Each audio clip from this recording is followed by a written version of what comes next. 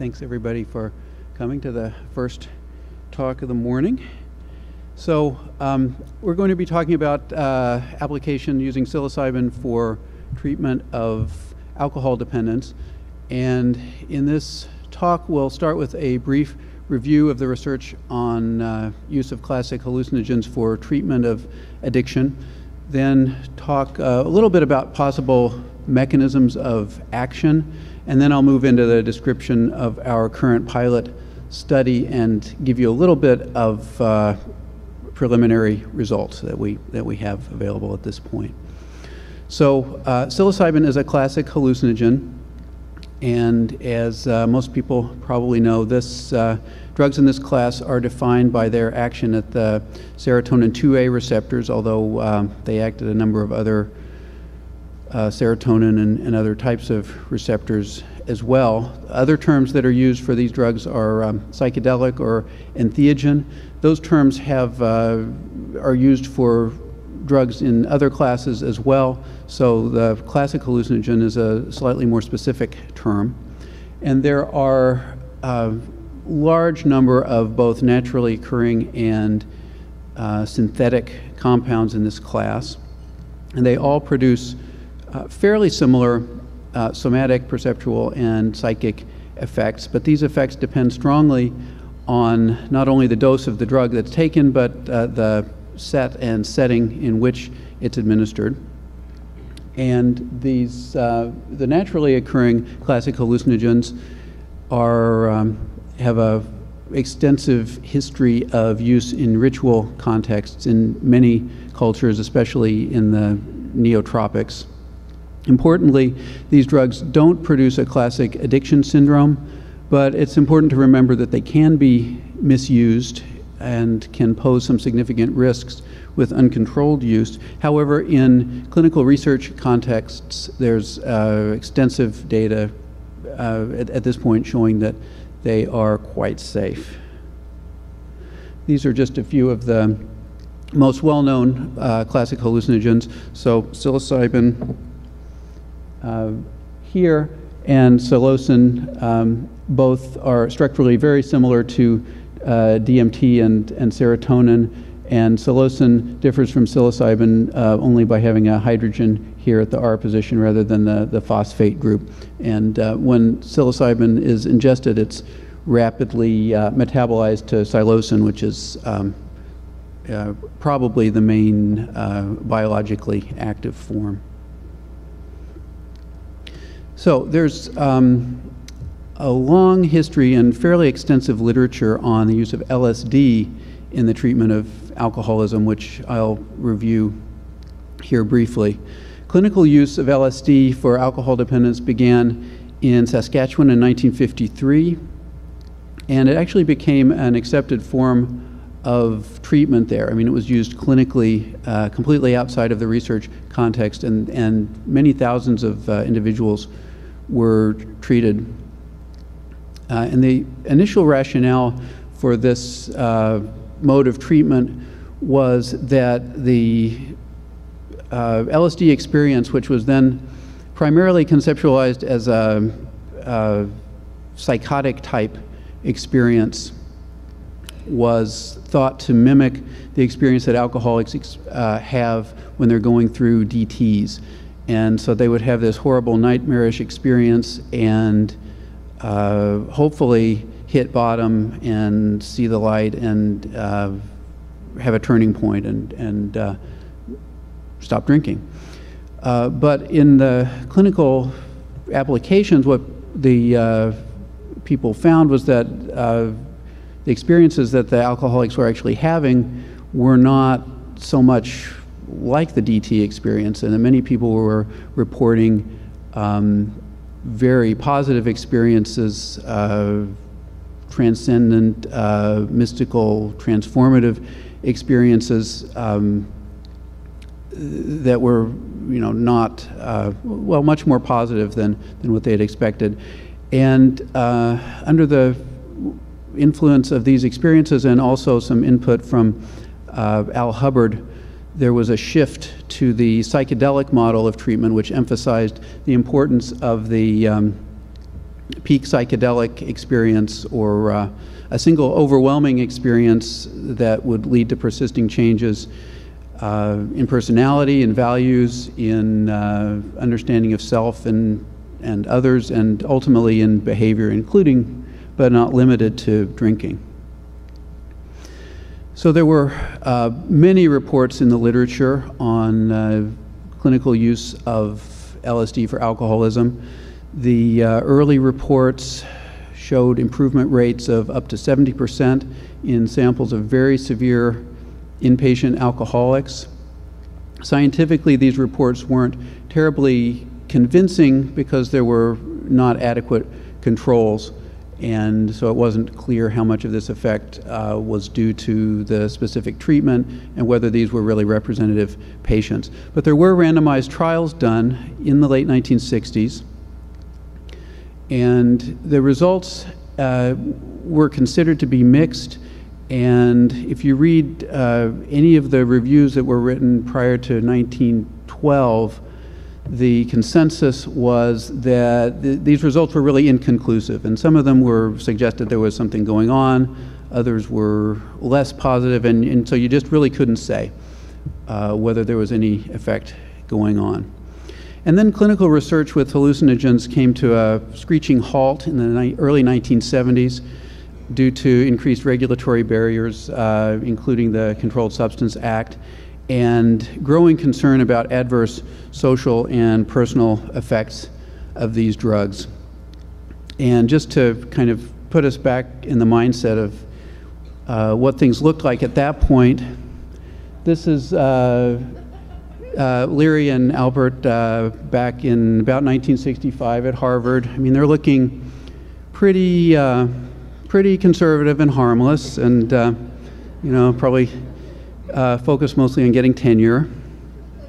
A few years later, things had changed dramatically, and I think, you know, it's important to remember that this was a frightening time for many people, and LSD was an important part of the mix. And I put this up not to, you know, pick on Timothy Leary or anybody in particular, but just to say that I think the backlash was inevitable, and to remind us that this legacy is something we're still contending with. And many people still, when they think of LSD, this is kind of what they think. So we've still got some work cut out for us. But getting back to those studies, so Krebs and Johansson published a very nice meta-analysis last year of the 6 randomized controlled trials that were published. These were all double-blind studies, at least until the Drug Administration. 2 of them broke the blind at that point. Almost all of the participants in these studies were male inpatients, and these were all single-dose studies. 1 dose of LSD. Doses ranged from 210 to a whopping 800 micrograms. And the control conditions, a couple of the studies used low dose, which was 25 to 50 milligrams of LSD, still a psychoactive, you know, quite psychoactive doses, psychostimulants, or no drug control. And there was great variation in the sort of psychosocial package in which these treatments were conducted, in terms of the preparation, the support that was given, the amount of therapeutic alliance that was established, the debriefing procedures, and the psychosocial alcohol treatment was really not controlled at all because it was just part of the inpatient treatment that people were in. And in spite of all that heterogeneity, this is from their paper, and this is the figure showing that this is first available follow-up, and the studies varied in their follow-up schedule, so these time points range from 1 month to 12 months. But you can see there's a really quite consistent effect favoring LSD, and the overall odds ratio is very close to 2, which translates into a number needed to treat of 6 to 7 for the drinking outcomes at this first follow-up, which is slightly better than the effects that you see with naltrexone at end of treatment. naltrexone being the most effective FDA-approved pharmacotherapy for alcohol dependence that's currently available. And this effect appears to be maintained at 2 to 3 months and 6 months. In the studies that had 12-month follow-ups, the effect is no longer apparent. But effects from a single session lasting up to 6 months is, I think it's pretty impressive. And there are obvious limitations to these studies and to any meta-analysis, but I think that's fairly persuasive evidence that there may be something going on and that we should be looking more closely at this. So that was about it in terms of controlled studies that were done with classic hallucinogens for addiction. There was one LSD study in heroin addicts that had a positive outcome, a study using dipropyltryptamine in alcohol dependence, which did not have a significant finding but had very poor follow-up rates, and really no controlled trials with psilocybin or mescaline. Ayahuasca was not very well known in those days, so there haven't been clinical trials of any of these other drugs, although there's certainly been some clinical use. So stepping back for just a moment, how can taking a drug once or twice cause lasting behavior change anyway? So there's not a lot of evidence that speaks directly to this question, but what we have done is try to pull together what's known about the effects of classic hallucinogens in general and what's known about the process of recovery from addiction, and try to formulate some hypotheses that can be tested in further research. So this model this is not a model of what happens. This is a model of really a number of possible pathways that we need to investigate and see what's actually going on.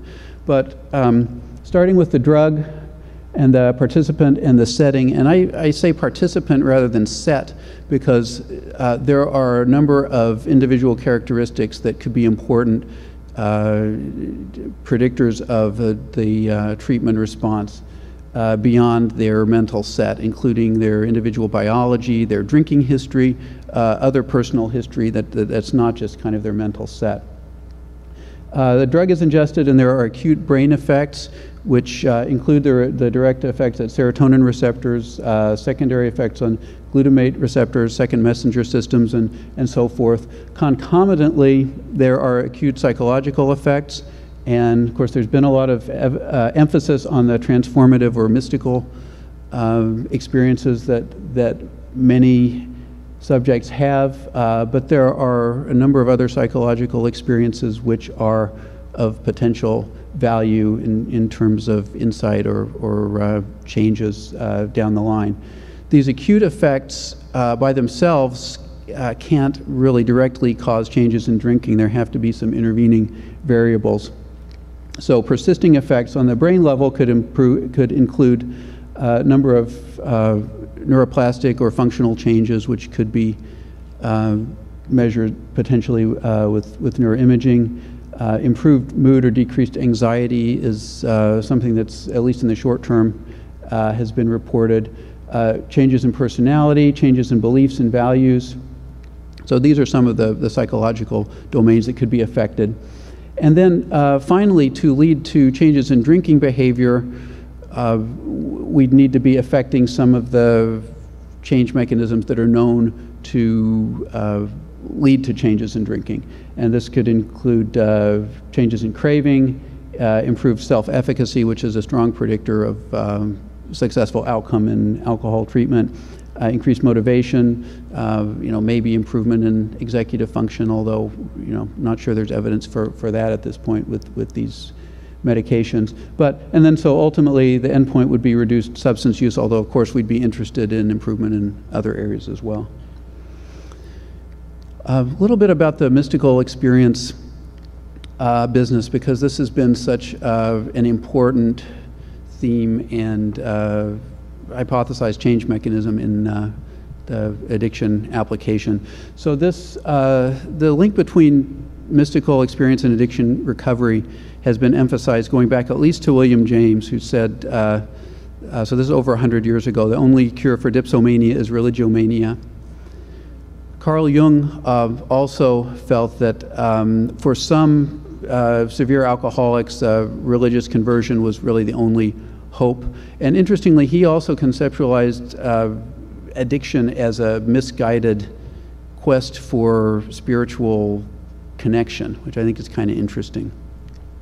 The Oxford group was a Christian movement prominent in the 1930s, which developed a whole program of ministering to and saving alcoholics through religious conversion. And they were more or less the direct forerunner of AA, which, of course, emphasizes spiritual awakening as the key to 12-step recovery. And, you know, a lot of people don't know that Bill W. He heard about the work that was going on in Canada and was interested in these LSD effects. And in 1956, he had his own first LSD experience with Sidney Cohen at the LAVA and claimed to recapture his 1934 famous white light experience by taking LSD, and he became an enthusiastic supporter of the use of LSD to help alcoholics understand the spiritual aspects of recovery. We know from the work of Bill Miller and Janet Sidibaka that spontaneous transformative experiences happen in and outside of the context of addiction fairly commonly to people, and just seem to cause lasting changes when they occur in that way. And then the work of the Hopkins group with psilocybin has demonstrated that more than half of normal volunteers receiving high-dose psilocybin in their lab will have a complete mystical experience, and that the mystical experience is associated with persisting meaningfulness of the experience and also increase in the personality dimension of openness. So that's pretty impressive information. And then finally, there's the use of 5-HT2A agonist drug or plant materials containing these substances in religious contexts. And there are clearly very low rates of alcohol and drug misuse in the people participating in the ayahuasca churches that have been studied.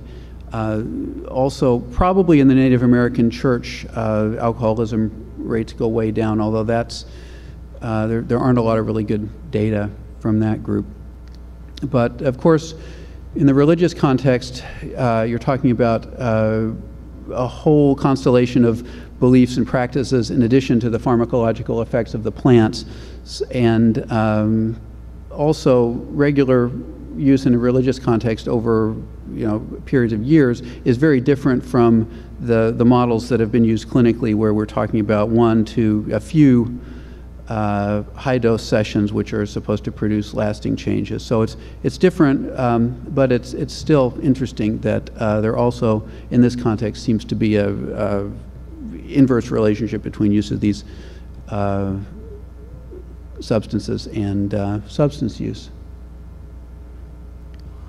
Okay, so moving on to our pilot study, we thought there was strong justification for kind of reopening this question and starting to look at whether we could develop and test a model of using psilocybin in the treatment of alcohol dependence.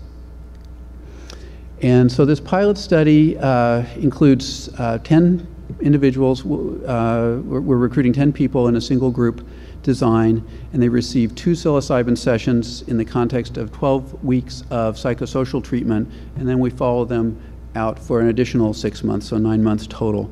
The doses we're using are 0.3 and 0.4 milligrams per kilogram. Everyone gets 0.3 in the first dose, in the first session, and then the dose may be increased up to 0.4 in the second session. And this is a pilot study, so we're looking at assessing the acute effects, demonstrating tolerability and feasibility, evaluating pre-post changes in drinking, and then looking at a number of the psychological outcomes that may mediate the changes in drinking that we hope to see. a month. So here's the overall design. There's a month of psychosocial treatment, then the first psilocybin session, another month of psychosocial treatment, second psilocybin session, and then 4 more months. So it's sort of a psilocybin club sandwich. Psychosocial components were, for the alcohol treatment, we're using motivational enhancement therapy, which is a standard evidence-based brief treatment for alcoholism that's aimed at enhancing motivation to change. And we're using 2 co-therapists. One of them is doing the motivational enhancement therapy. The other is managing the preparation and debriefing. So there's one person sort of the alcohol expert and the other sort of the psychedelic therapy expert.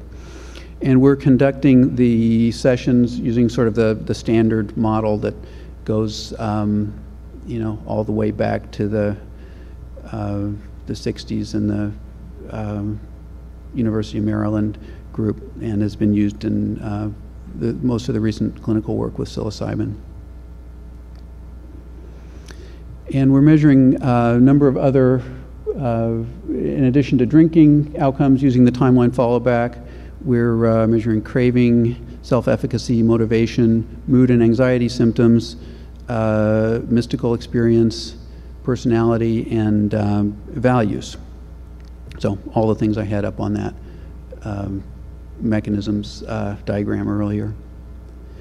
Okay, so in the last couple of minutes, so we've, this is some results from the first 5 participants. We've, 2 additional people have received the first session since I made these slides, but we don't have the post-session outcomes for them.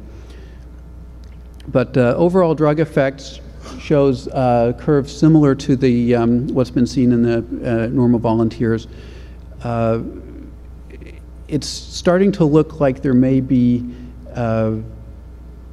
a less sensitivity in the alcohol population. I mean, we haven't done a direct comparison, but we've had some experiences that seem to be milder than would be expected at this dose.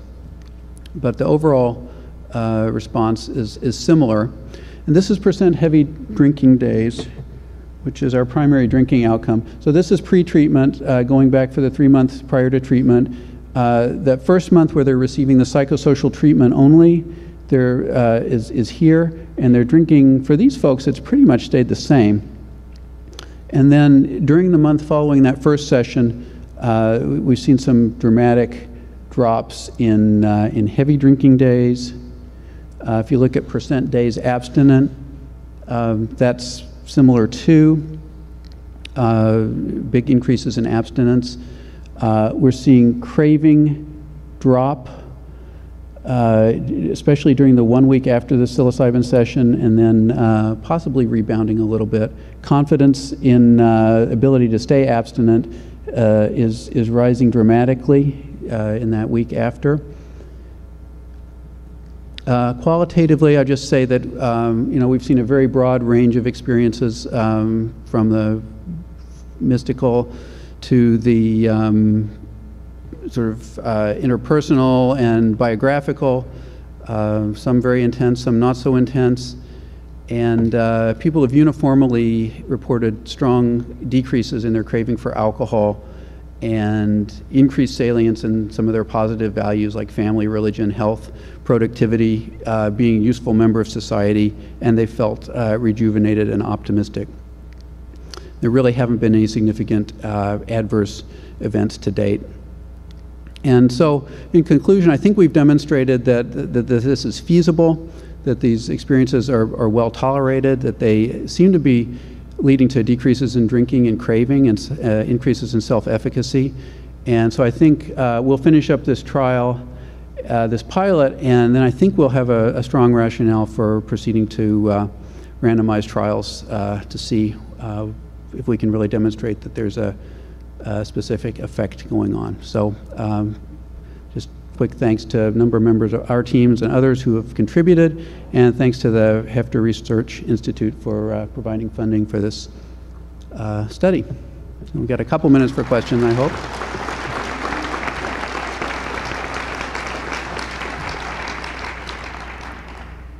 I may have missed something at the very beginning. In the Canadian studies, did you mention anything about Nicholas Chuelos and Duncan Blewett?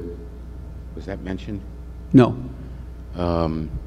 They did a study using LSD in a 30-day inpatient stay with sclerotic liver patients who were doomed in the late 50s, early 60s, and using one individual session after a couple weeks of prep time of individual psychedelic psychotherapy, and followed a week later by group psychedelic psychotherapy with 2 therapists, one of whom took the psychoactive stimulants with the patients, and found that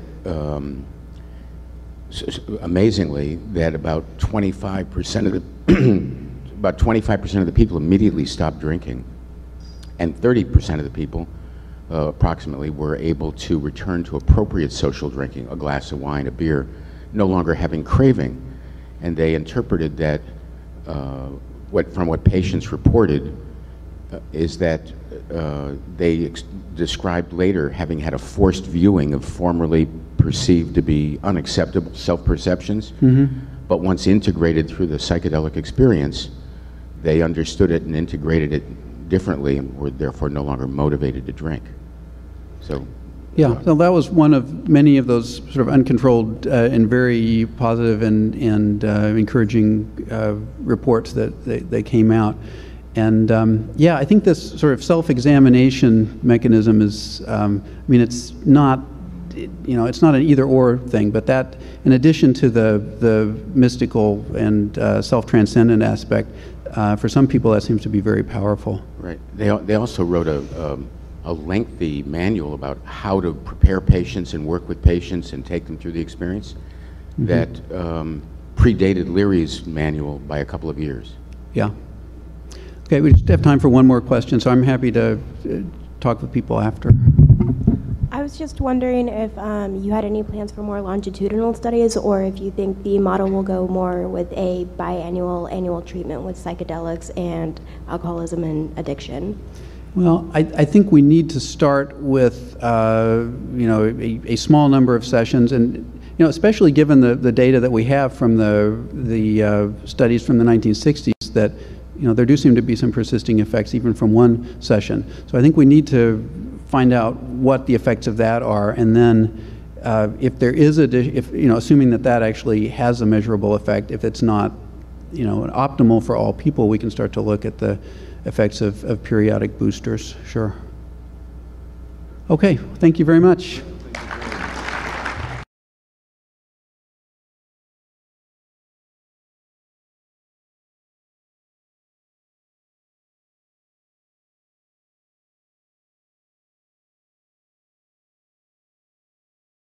So I'm just going to give a brief introduction here.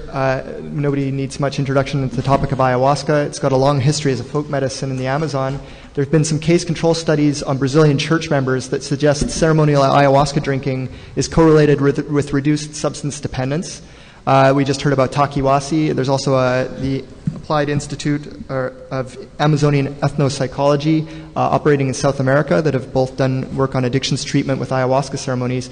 The question that we had as a research team was, might ayahuasca be helpful as an adjunct to addictions treatment in a cross-cultural context? So we did some work in British Columbia, Canada. So I'm going to let Gerald take over here. Well, thanks for coming, everybody, and thanks for listening to what I call our humble research project. It's very small in size, but I think the effects are quite striking given the small numbers and what we studied. Let's go to the next slide here. Actually, this is a bit. I think you're up first, aren't you? Sorry, wrong slide. That's not the one I'm going to speak to. Thank you, sir. Dr. Gabor Mate is a physician and author with over 10 years of experience working with addicts in Vancouver's downtown east side. which is the site of the highest concentration of injection drug users, Hep C, and HIV/AIDS in the Western world. A few years ago, Dr. Mate developed a 4 to 5 day retreat called the Working with Addiction and Stress Retreats, which employ multiple healing modalities, including didactic education on the causes and consequences of compulsive behaviors, individual and group psycho-emotional counseling, and mindfulness meditation practice, and participation in 2 guided ayahuasca healing ceremonies. It's Dr. Mate's work with ayahuasca and addictions that's at the core of this research project. For the sake of anonymity, I'm not going to be using the real names of the Western ayahuasqueros during this presentation, and I'm going to refer to their Peruvian indigenous mentor as El Guapo, or the handsome one, which he seems to enjoy. In April 2010, I was contacted by the director of the health office of a BC coastal Aboriginal band who'd heard about Dr. Mate's retreats and about our intentions to study the outcomes on participants. He asked if the retreats and the associated study could be conducted with members of the band who are struggling with incredibly high rates of trauma and addiction resulting from multi-generational abuse related to colonization.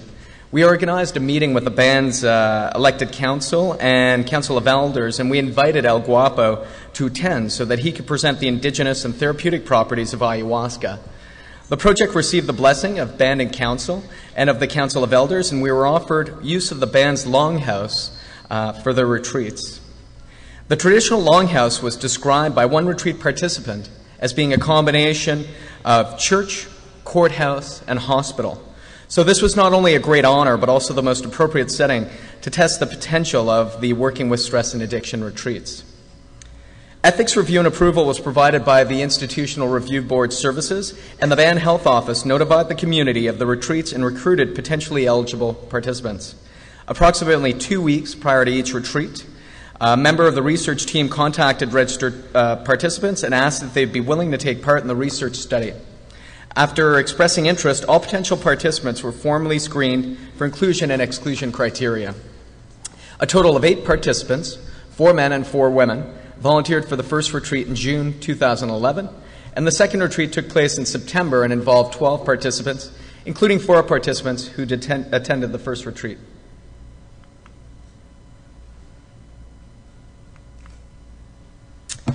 On the first full day of the retreats, participants completed a series of questionnaires in order to set a baseline for the study. These included the Difficulty in Emotional Regulation Scale, the Philadelphia Mindfulness Scale, the McGill Quality of Life Questionnaire, the Empowerment Scale, the Hope Scale, and the 4-week Substance Use Scale, which is based on the World Health Organization's ASSIST questionnaire.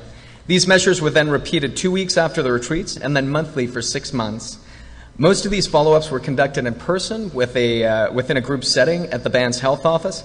However, in cases where the participants were not living in the community or unable to attend, follow-ups were conducted by telephone or in writing. We offered a $20 gift certificate to a local grocery store to every participant for each follow-up session. And the meals were provided for in-person sessions. In addition to these 6 measures, we also ran the State of Consciousness questionnaire on the last day of the retreats to assess the intensity of the ayahuasca experience on individuals. And we added some semi-structured interviews, which were conducted with 11 participants at the final follow-up to gather additional information about the subjective effects of the retreats on their lives. Participants resided at the Longhouse throughout the retreats, with meals prepared on-site by a local caterer in accordance with the strict traditional dietary requirements of Shipibo ayahuasca ceremonies. The retreats incorporated ayahuasca ceremonies on the 2nd and the 3rd day, and they were led by El Guapo and 3 non-Aboriginal apprentice ayahuasqueros. At various intervals during the 4 days, Dr. Mate and the retreat team led group talk therapy sessions to elicit personal reflections on the insights about traumatic life experiences and the consequential emotional and psychological responses, including compulsions such as dependent substance use.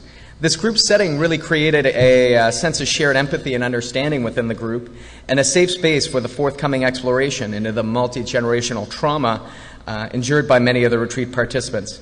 Staff from the band's health office were present at all times, and following the retreats, they monitored participants for adverse events, and we're happy to report that no significant negative events were noted or reported during the study. And now I'll turn it over to Gerald Thomas, who'll fill you in on our qualitative findings, or quantitative findings.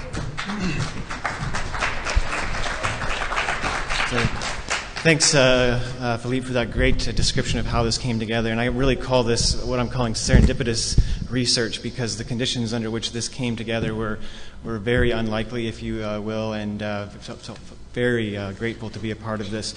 Just from the beginning, on the research side, we have a set of principles in Canada called the OCAP principles, which we worked our hardest to apply in this case.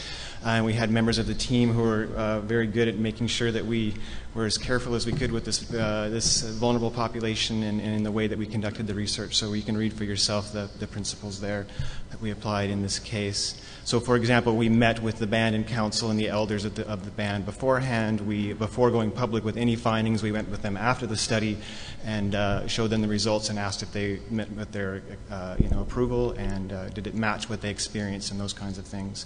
So lots of interaction between the band and the participants and ourselves in the process. So in terms of the quantitative results, again, we had 2 retreats, June and September 2011, a small number of participants. In total, we had 16 enroll, but about 12 finished the study all the way to the last follow-up. 12 finished the study. 4 participants actually chose to go through it a second time. We hadn't really planned on this in the study, and it complicated our analysis a bit, but I'll share those results as well near the end of my part. All measures were assessed before and then for 6 months after, first at 2 weeks and then monthly intervals for 6 months. And then we used ANOVA. One group repeated measures ANOVA to look for significant changes over time in the results.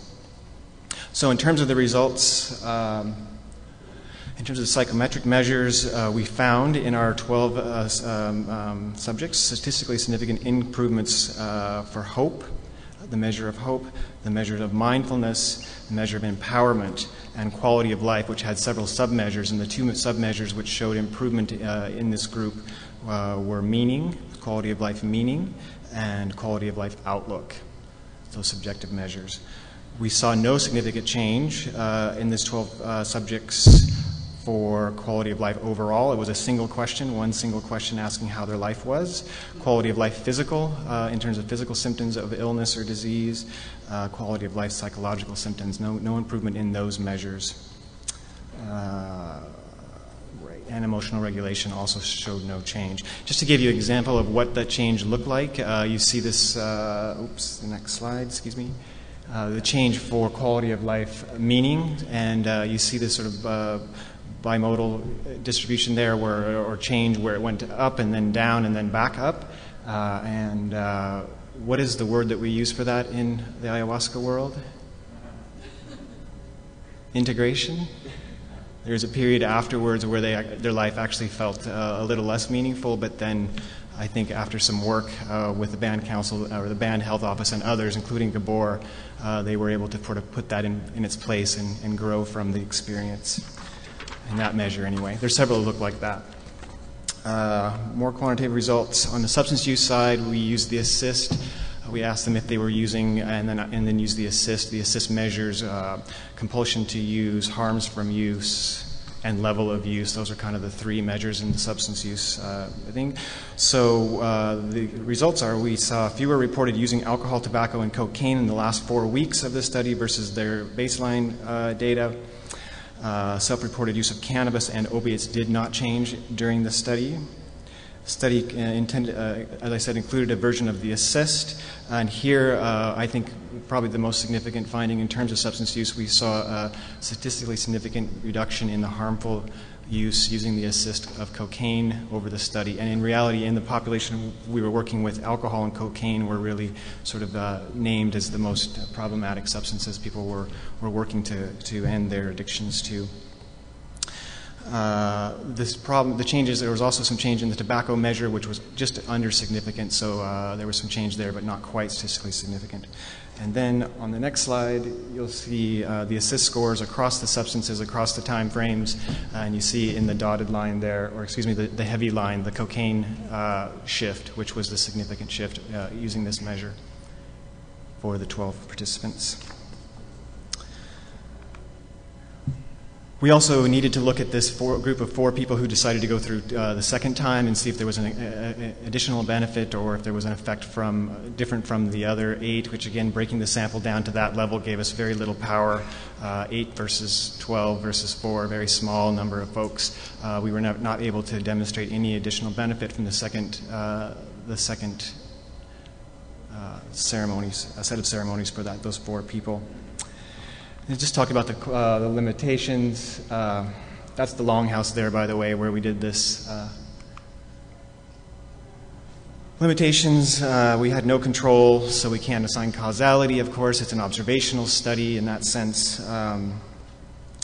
There was an intercultural interaction, perhaps, between this South American tradition and having the presence of the shaman there, and then the North American tradition. There were several factors, but this is probably one of them that could have, in a sense, contaminated the study or given us an effect independent of the research of the ayahuasca experience. Then, of course, the small n, the power. I think the fact that we got statistical at all is pretty significant, given that we had 12 people finish the study, and we'd like to see some future analysis with controls, and I think people here are working on that for the future for ayahuasca. So I'm going to turn it over now to Riel, and I just wanted to make a comment here. You know, all of us contributed to this work in a very kind of unique way. It was a unique project that way, but this data exists because of the work of Riel and the time that she spent going to the area where this was collected, and actually in many cases going out into the community and finding the folks that we needed to find for our follow-ups, because they're very chaotic lives and very hard to nail down. So this data exists mainly because of the hard work of Riel. So I wanted to honor her for that.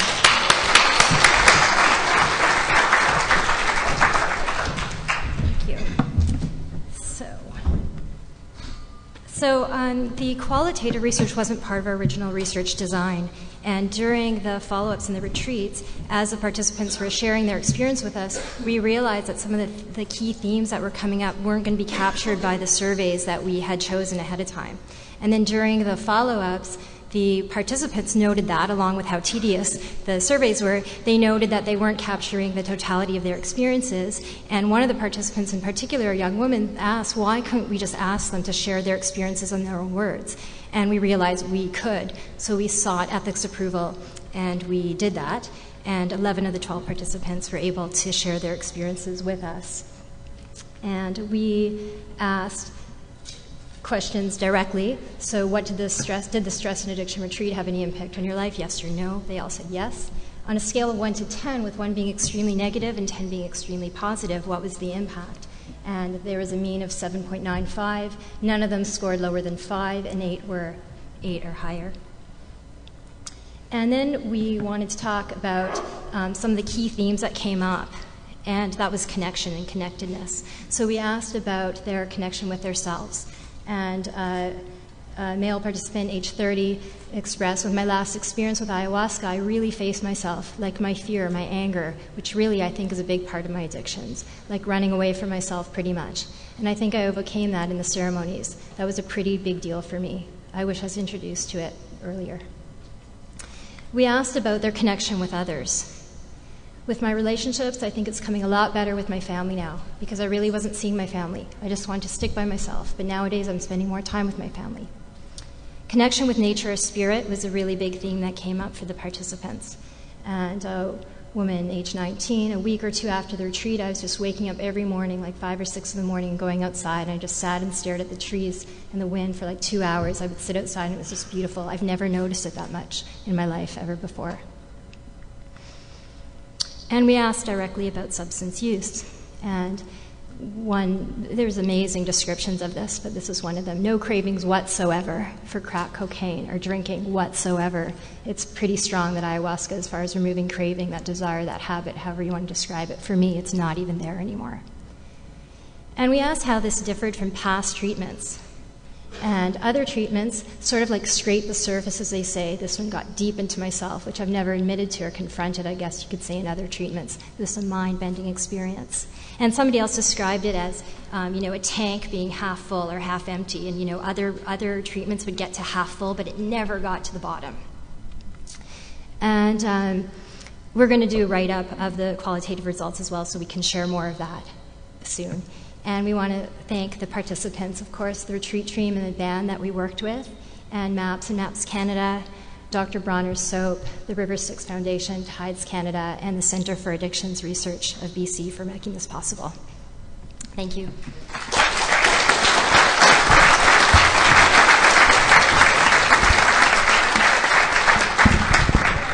So we've got 10 minutes for questions. If anybody has any questions, please come to the mic. Just wanted to add, I think the importance, we really took this on more as a quantitative project, but the importance of that qualitative stuff at the end, and really as a researcher thinking about what I would include again in a study like this that we missed, kind of looking at it ahead of time, and that is this connectedness. I would include a measure for connectedness because over and over and over people mention this as a significant change in themselves, either connected with themselves or with others in their immediate environment or their communities or whatever. So if I were to do it again, I would include, based on this feedback from the participants, a measure on connectedness. Hello, everybody. As a fellow Canadian, proud Canadian, I just wanted to say congratulations and thank you for doing this study. It's one of the kind of black eyes of our otherwise great nation that we have mistreated and kind of screwed up our relationship with the Native people. And I really congratulate you on really making an effort to do it the right way, and it's obvious you did, and the healing is wonderful. So as an anthropologist, I'm really interested in, we often focus on people like El Guapo coming from the Amazon and coming and having impact outside the Amazon. He came and visited, did he?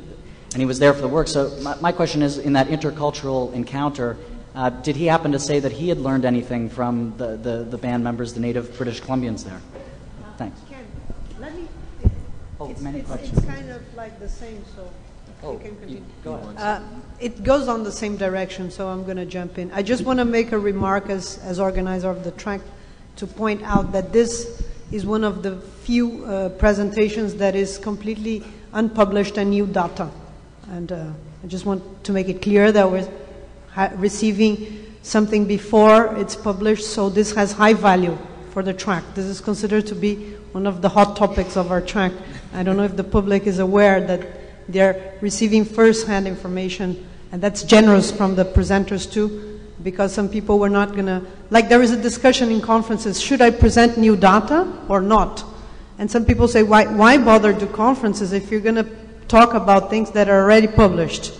But other people feel jealous to share their data before it's published. So it's a kind of dilemma that when you organize conference, what do you get in or like out? It's like a, and my question goes in the same direction as Mark.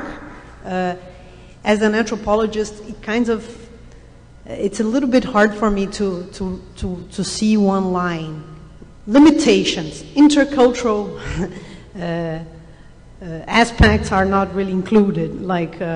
So I would like you to develop more on that, because I know that this kind of research is not anthropology, but still. Yeah, this was probably, in my experience, one of the really interesting parts of this work, because we sat actually with the shaman from South America. We had a meeting ahead of anything with the band and council, and to watch the interactions between an elder, a very wise elder from South America, sitting with his counterparts, if you will, from Canada in a band, and it was the whole group. It was all the elders and all the council and the chief. There was a fascinating part of the work, and again, it's something that if I were to do this again, I would definitely put in something on this point, because it's super important, and I didn't realize how important it would be, I think, in the whole experience, but it wasn't there, so that's what we have to report. Yeah, let's face it. It became very important that it wasn't just a bunch of other white people showing up on this band's territory to bring yet more cures for their ails. And there was a lot of overlap between the practices, the Shipibo tradition, and the First Nations group that we're working with. They both revere tobacco in their ceremonies. They both believe in plant spirits and plant communication.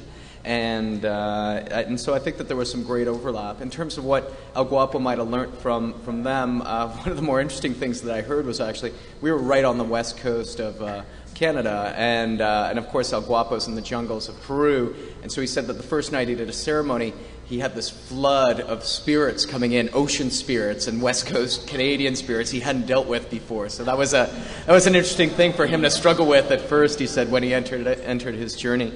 He brought a tremendous amount of value to this, and I think it was just beautiful to see a Southern Indigenous group sharing medicine with a Northern Indigenous group. And it was notable that at the end of the first ceremony, the participants had gotten gifts for Gabor and for El Guapo, and they handed Gabor a lovely gift, very revered, but for El Guapo, it was a silver plate with a wolf spirit on it, and so clearly for them that relationship became central to their healing. Just to add on as well, Mark had mentioned the kind of the legacy we have in Canada around our First Nations, and that's something that kind of I think that El Guapo had to deal with as well. There was some very heavy trauma that he was dealing with, and that was palpable and difficult to work with. It was a challenge. Yeah, I was just wondering, what's the legal status of ayahuasca, and do you have we have an FDA here that has to get it approved. What was your approval process, and is it going to take you a long time to get another study because of the approval process, or was it because it was on the reservation it's different?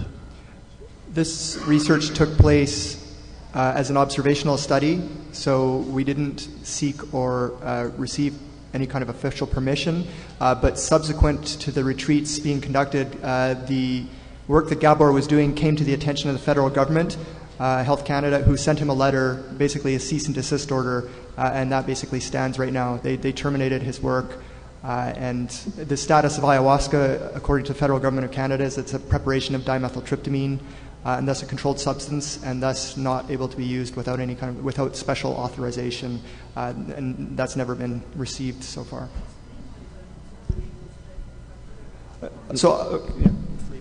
Yeah, I thought I might mention that the observational study design is something I highly recommend for the study of psychedelics. It allows you to set an almost clinical style protocol without having to go through the clinical trial approval process, either through governments or, say, for drug purity and drug import licenses. It's something that I actually worked on with MAPS in an ibogaine study, and traditionally it'd be used to observe drug patterns and use, say, in an injection drug use population in a downtown community. But the observational design meant that what we needed to do was get IRB approval, so ethics approval, but beyond that we didn't have to go through some of the federal government approvals. My question is a bit of a follow-up on the previous one. Given the positive results of the study and that this is new, aside from publishing, how do you see the results fitting in with public policy debates, public health concerns, regulatory concerns? Especially, I'd like to hear Dr. Tupper's thoughts on that. Sort of strategies, opportunities, et cetera. Well, I think like any research team, we hope that it's paid attention to by policymakers and may have some influence. I mean, the study design was very limited, as we explained. So I think really it speaks to the need for future research to further corroborate and sort of establish more evidence. And that, I think, the whole conference here is presenting that kind of data. So hopefully that'll continue to grow and have some influence in the future. Hi, thank you so much for such promising research. I apologize in advance. I have a very esoteric psychopharmacology question.